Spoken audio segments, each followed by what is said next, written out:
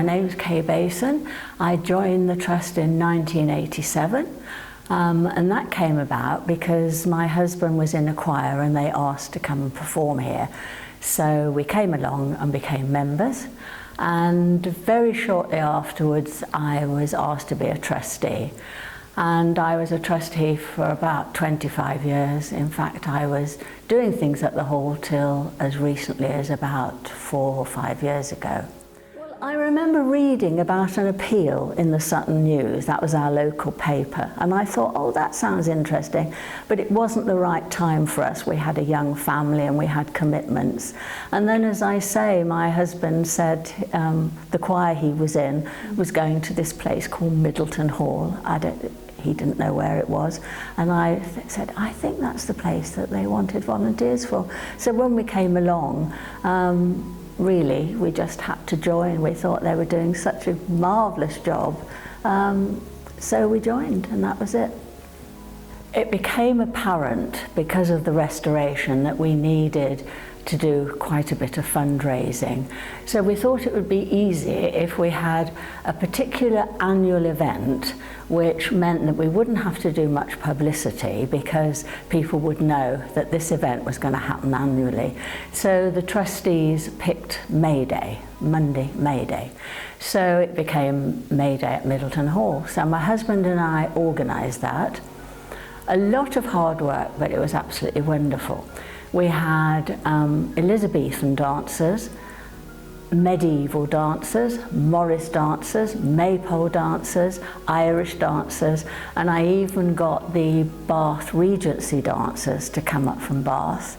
And everybody was in costume. It was absolutely beautiful for the whole day. And then we did madrigal singing. We had a Punch and Judy for the children and a magician.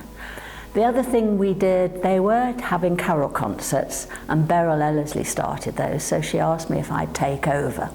So we did carol concerts, but the fun was getting the hall decorated. So I got a group of flower arranging friends in, and we did all these decorations. We went to the local farm and got a huge Christmas tree which went outside, and we organised the carol concerts. We had a maximum of 7, and that required 80 homemade mince pies every night, times 7, gallons of punch. And what they used to do was the men insisted on having the oranges, piercing them with cloves and baking them in the oven. So when the guests came, there was this wonderful smell of log fires and the mulled wine.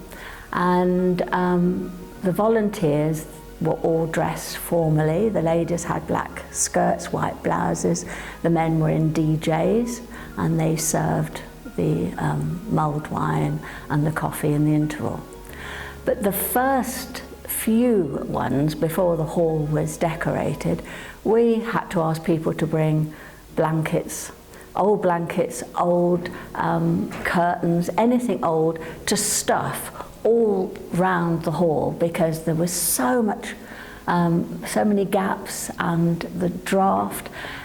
We advised everybody to keep their outdoor clothes on. Some bought rugs and boots, but they supported us, and that was wonderful. So those carol concerts went on till about 5 or 6 years ago.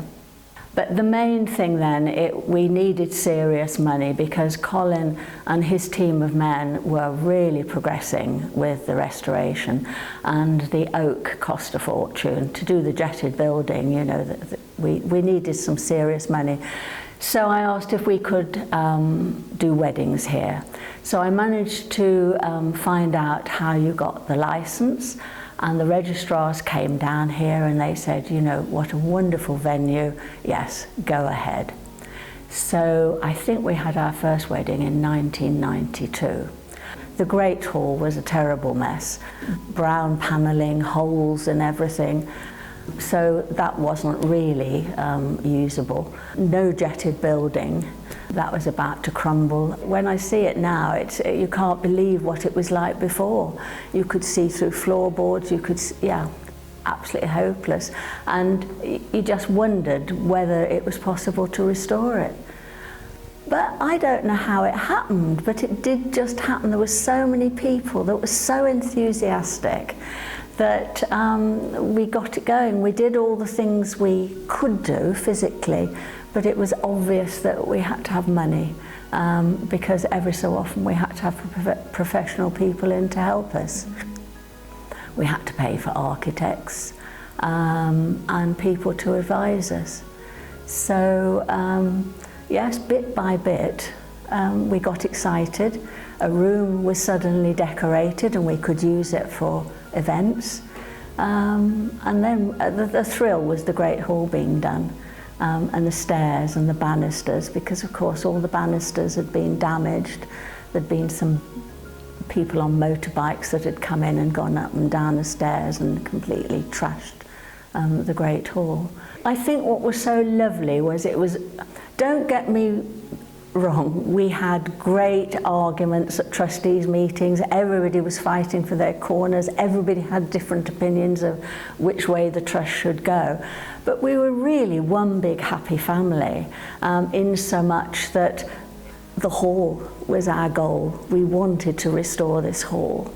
And we got on so well, we decided we'd have New Year's Eve parties. Oh, and they were great fun. We all bought some food. We did country dancing. We had quizzes. We had entertainment. We had a pianist called Jim Ellis who did community singing. We wrote sketches and poems.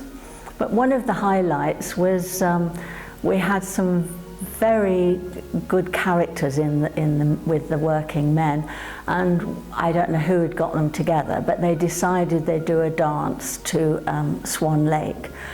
And I have never laughed so much in all my life. They came in with white vests, white tutus, these are big burly men, white tutus, I can't remember what they wore under the tutus, but black Wellingtons. And they tried to do a bit from Swan Lake. Well, that brought the house down.